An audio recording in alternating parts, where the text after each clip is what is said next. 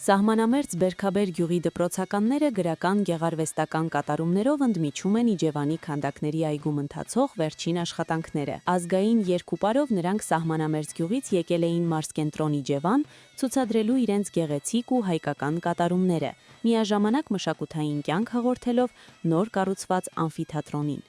Նպատակն է Սահմանամերձ գյուղում ապրող սաներին կապել մարզկենտրոնի հետ եւ այս հնարավորությունը մենք չցանկացանք բաց թողնել եւ այսօր մենք այստեղ ենք կներկայանանք պարային համերգներով եւ բարեկենդանը բեմադրությամբ վերջում որպեսզի կարողանանք իրականում կապել Սահմանամերձ գյուղի աշակերտներին քաղաքի աշակերտների հետ նախընտրելի է որ միասին ապրենք Թամզարա։ Վերանորոգումից հետո այգում կազմակերպված առաջին հանրային միջոցառման հեղինակներն ու գլխավոր հերոսները հենց պատանի բերքաբերցիներն էին։ Երկու պարից զած դպրոցականները հանդես եկան նաև թատերական ներկայացումներով, բեմադրելով անբան հուռին և բուն բարեկենդանը։ Պատահական չէին ընտրված այս ստեղծագործությունները։ Այս կերպ դպրոցականները ստեղծեցին հայկական ավանդույթների գունեղ ու կենսախինդ մթնոլորտը։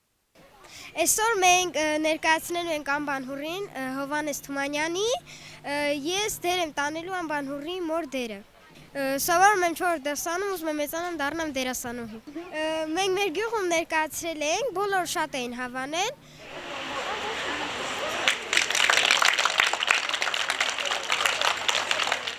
Անբան հուռին մեզ սովորացնում է, որ անբան հուռի նման չպիտի ծույլ լինենք եւ պիտի աշխատասեր լինենք։ Յուհամեջ ումել ենք ցույց տվել խաղացել։ Բոլորը հավանել են։ Իջևանի նոր կյանք ստացած քանդակների այգին լցվել էր երեխաների ծիծաղով, երգ ու պարով։